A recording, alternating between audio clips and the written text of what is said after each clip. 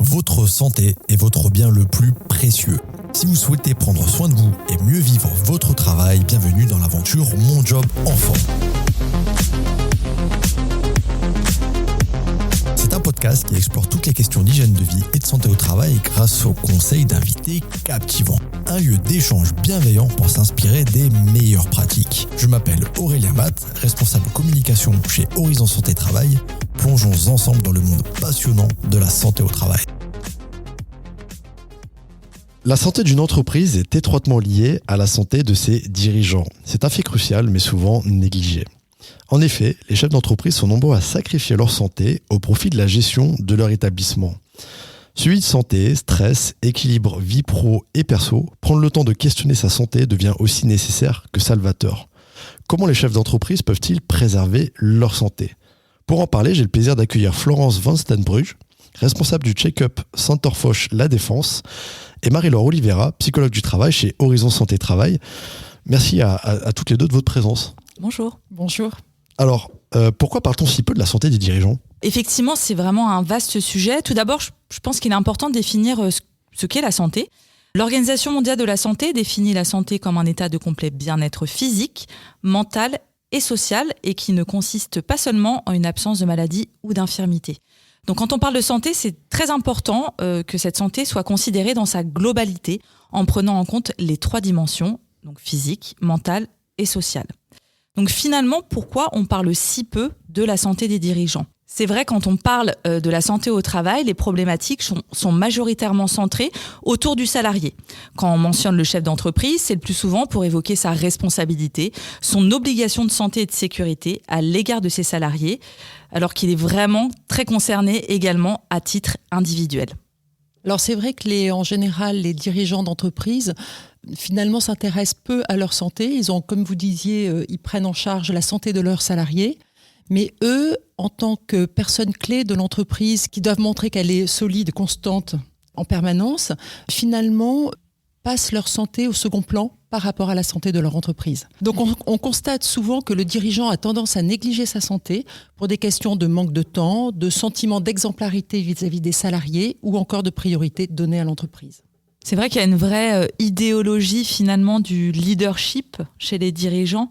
Ils ont peur peut-être de montrer qu'ils sont en difficulté à un moment ou à un autre. Une forme de vulnérabilité. C'est ça, alors qu'avant tout, nous sommes tous des humains et on a le droit à des moments aussi d'aller mal et peut-être d'avoir besoin d'aide. Donc voilà, c'est très important. Et puis il y a aussi également des études en fait qui ont montré un réel décalage entre état de santé perçu, comment on peut percevoir son état de santé, et son état de santé réel. Et ça, c'est vraiment important. Parfois, on a l'impression que tout va bien et puis finalement, on ne fait pas très attention à des petits signaux que notre corps peut nous envoyer. On va en parler, on en parlera après. Et puis, on laisse les choses passer et malheureusement, la santé en pâtit à un moment ou à un autre.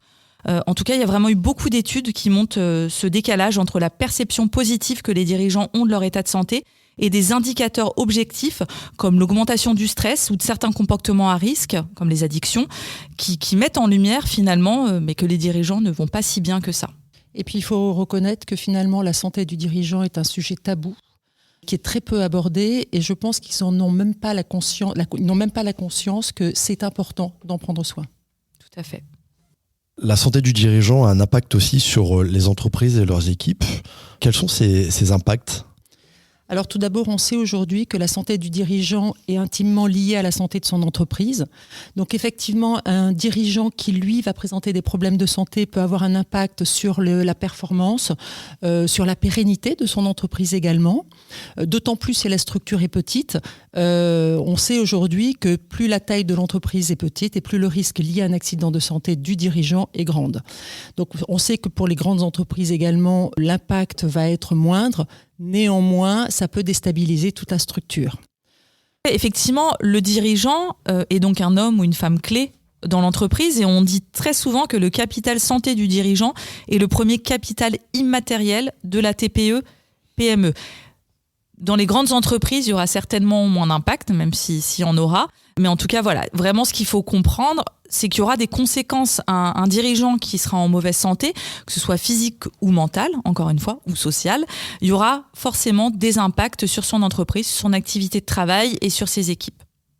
Tu disais, Marie-Laure, que le dirigeant est un homme ou une femme clé dans son organisation. Est-ce qu'il y a des différences de perception, de gestion de la santé selon le sexe ?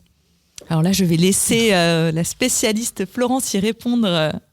Alors, dans l'absolu, ils peuvent présenter tous les mêmes maladies, que ce soit des cancers, des problèmes cardiovasculaires, des problèmes musculo-squelettiques. Mais on voit quand même qu'il peut arriver à avoir... Il y a des différences entre les hommes et les femmes, puisque on sait qu'aujourd'hui, les femmes, elles ont tendance d'abord à cumuler beaucoup plus de rôles que l'homme. En plus de la vie professionnelle, elles vont avoir également un rôle dans la vie personnelle, dans la vie familiale, et ce qui fait que ça va avoir un impact forcément sur elles. On sait aujourd'hui que 8 femmes sur 10 avouent souffrir de charges mentales trop importantes. Je n'ai pas les chiffres pour les hommes, mais je pense que c'est nettement moins. On sait aussi que d'un point de vue physique, les femmes prennent moins soin de leur corps et d'elles. Une étude de Santé publique France a montré que 41% des femmes, contre 21% des hommes, ne font pas d'activité physique. Je ne pense pas qu'elles sont moins sportives que les hommes, mais c'est surtout qu'elles ne prennent souvent pas le temps de s'occuper d'elles et de faire attention à elles. Il faut aussi savoir qu'il y a quand même des spécificités liées à la femme qui peuvent impacter leur vie professionnelle, qu'elle soit dirigeante ou non d'ailleurs, que ce soit des maladies ou certaines phases de leur statut hormonal. Je pense aux maladies, par exemple l'endométriose. Je pense au statut hormonal, ça peut être au moment des règles, ça peut être aussi des grossesses qui vont avoir un impact. Et à long terme, ça peut être également la ménopause ou la périménopause qui peuvent avoir aussi des impacts sur leur vie professionnelle. On a également certaines pathologies qui sont sous-estimées aujourd'hui pour les femmes. Pendant longtemps, on disait qu'elles avaient moins de risques cardiovasculaires que les hommes.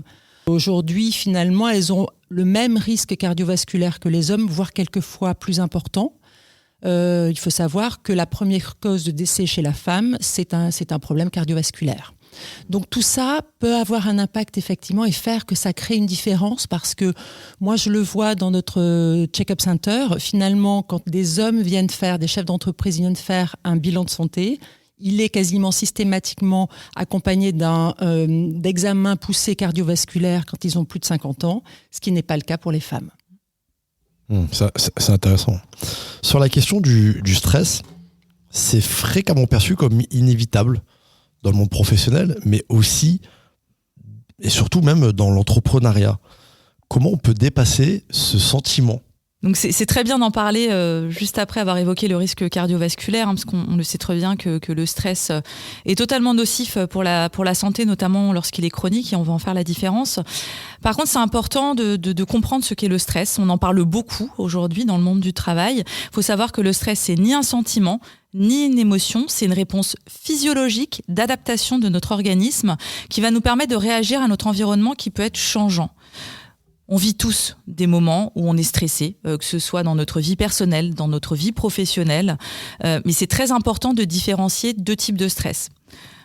On en entend beaucoup parler. Très souvent, on va nous dire oui, il y a du bon, il y a du mauvais stress. Moi, j'ai besoin de bon stress. Et notamment quand on est face à des dirigeants. Ah non, moi, j'ai besoin de pression, j'ai besoin de stress pour avancer, etc. Alors non, il n'y a pas de bon stress. Ça, c'est sûr et certain. Je pense que Florence est d'accord. Tout à fait d'accord. Voilà, est d'accord avec moi. Par contre, effectivement, on peut différencier 2 types de stress. Le stress aigu, qui lui va pas durer. Donc, on est face à un client qui est mécontent. On n'a pas forcément les ressources pour y faire face. On va prendre sur soi. On va peut-être être un petit peu anxieux, un peu stressé. Mais on sait que le client, dans 2 heures, on le reverra plus. Donc ça, on va tenir. Et puis, dans notre vie de tous les jours, je dirais même, on fait face à ce type de stress. Donc ça, c'est acceptable. On va récupérer après. Voilà, c'est vraiment cette phase de récupération qui est importante. Par contre, là où il y aura vraiment des impacts très très négatifs sur notre santé, avec notamment l'augmentation de toutes les maladies cardiovasculaires de manière multifactorielle, c'est pas uniquement ce stress-là qui va faire que, c'est le fameux stress chronique qui lui va durer dans le temps. Et honnêtement, je pense qu'il y a beaucoup de chefs d'entreprise qui sont démunis face à certaines situations et qui restent avec ce stress des mois et des mois, sans trouver de solution finalement à court terme, et qui peuvent développer ce fameux stress chronique, qui lui aura des réelles répercussions. Donc, pour faire face à ces situations de stress, il est très important d'en comprendre les causes et essayer de voir s'il est possible d'agir dessus ou quand on ne peut pas, d'essayer de renforcer ses ressources. Je donne juste 2 petits exemples. Vous êtes en surcharge de travail. Si vous êtes dirigeant dans une entreprise où vous avez quand même quelques salariés, eh bien, essayez de déléguer quand cela est possible. Vous êtes isolé. L'isolement du dirigeant, c'est un vrai sujet, notamment les auto-entrepreneurs qui se retrouvent vraiment très très seuls. Il faut savoir que vous pouvez rencontrer des pairs, qu'il existe de nombreux clubs d'entrepreneurs. Donc en tout cas, face à une situation à laquelle vous vous sentez démuni, où vous dites voilà, ça va être compliqué pour moi, ou vous vous sentez stressé, on essaie de prendre un petit peu de recul, d'essayer d'analyser la situation et essayer de trouver des solutions et vraiment se dire que non, vous n'êtes pas seul. Et quels conseils on peut donner aux entrepreneurs pour prendre soin de leur santé ? Alors, le premier conseil, c'est prévenir plutôt que guérir. Aujourd'hui, la notion de santé a énormément évolué et on intègre de plus en plus la prévention et le diagnostic précoce à 2 niveaux. L'intérêt est double. D'abord, il est humain parce qu'on sait que beaucoup de maladies sont beaucoup mieux prises en charge quand elles sont diagnostiquées tôt et que le pronostic est meilleur également dans ces cas-là. Et qu'il y a également un intérêt sociétal, puisqu'une maladie prise en charge tôt va coûter beaucoup moins cher à la société, moins de traitements longs ou coûteux, moins d'hospitalisation, moins d'arrêt de travail. Donc ça, ce qui est valable pour tout le monde est valable également pour le dirigeant. On sait également il ne faut pas laisser traîner les choses. C'est aussi important, quand ça ne va pas, il faut se prendre en charge très rapidement. On a des études qui ont été menées par différentes mutuelles ces dernières années auprès des cadres dirigeants d'entreprises qui ont montré que les 2/3 des dirigeants consultent uniquement quand ils ont un problème médical. On sait également qu'un dirigeant sur 10 ne voit jamais de médecin. C'est quand même énorme. Et que surtout 1/3 reconnaît avoir renoncé à consulter un médecin sur les 12 derniers mois, considérant que l'entreprise était leur priorité et non pas la santé. Donc c'est aussi important de voir que il faut non seulement s'écouter, mais il faut également agir. Et agir avant que ce soit beaucoup trop tard. Je pense que c'est important pour le dirigeant, et c'est le conseil que je donnerai, c'est n'attendez pas d'avoir des signes forcément pour contrôler, évaluer votre santé. C'est important de faire des bilans régulièrement, qui soient complets, adaptés à sa situation. Si on a plus de 50 ans, il faut peut-être être beaucoup plus attentif sur ses problèmes cardiovasculaires, ses problèmes musculo-squelettiques, etc. Et c'est vraiment ce qu'il faut retenir, c'est qu'il faut au maximum essayer d'anticiper les problèmes pour ne pas qu'ils s'installent. Et si jamais ils sont là, à ce moment-là, il faut vraiment les prendre en charge rapidement avant que ce soit trop tard ou trop grave. Et en termes de santé mentale, au niveau des risques psychosociaux, il existe des signaux faibles que votre corps peut vous envoyer. On différencie à peu près 4 grandes familles de troubles, donc des troubles cognitifs, émotionnels, comportementaux et physiques. Par exemple, vous développez des troubles du sommeil ou des troubles de la concentration. Des douleurs physiques apparaissent, comme les troubles musculo-squelettiques, ou vous développez des addictions. Finalement, ces changements de comportement doivent vous alerter. Et c'est important, encore une fois, de se poser, d'essayer d'analyser la situation, voir effectivement si on a des ressources pour répondre à cette situation. Et si on n'en a pas, encore une fois, on le répétera pas assez, mais vraiment, vous n'êtes pas seul. Il vaut mieux effectivement consulter de manière précoce et peut-être, comme on dit, pour rien, plutôt que d'attendre et malheureusement de développer quelque chose de plus grave. Donc les 4 petits messages que je donnerai aux dirigeants d'entreprise, c'est exactement ce qu'on vient de voir, c'est s'écouter, écouter les signes inhabituels que notre corps nous envoie, c'est prévenir les risques en modifiant son mode de vie. Je pense que c'est aussi important de faire attention, surtout quand on avance en âge, mais c'est de manger sainement, de faire au moins 30 minutes d'activité physique par jour, d'arrêter de fumer, de diminuer sa consommation d'alcool, gérer son stress et sa charge mentale, on vient de le voir. Et puis, cette notion de dépistage précoce est vraiment essentielle pour beaucoup de pathologies, notamment les pathologies cancéreuses mais cardiovasculaires. Et je pense que ce qui est très important, c'est qu'en tant que chef d'entreprise, ne pas remettre sa santé entre les mains du hasard, mais vraiment pouvoir vraiment l'évaluer et la contrôler. C'est une formule forte, de ne pas laisser sa santé dans les mains du hasard. Complètement. Alors, on encourage les entrepreneurs à ne pas rester seuls. Mais comment les entreprises et les institutions peuvent-elles mieux accompagner les dirigeants dans la prévention et la gestion de leur santé ? Alors les entreprises peuvent effectivement aider les dirigeants à prendre soin et à faire attention à leur santé, que ce soit la santé physique, la santé mentale et la santé sociale. Les trois sont totalement indissociables et c'est important de pouvoir effectivement qu'il y ait une prise en compte globale de ces trois santé.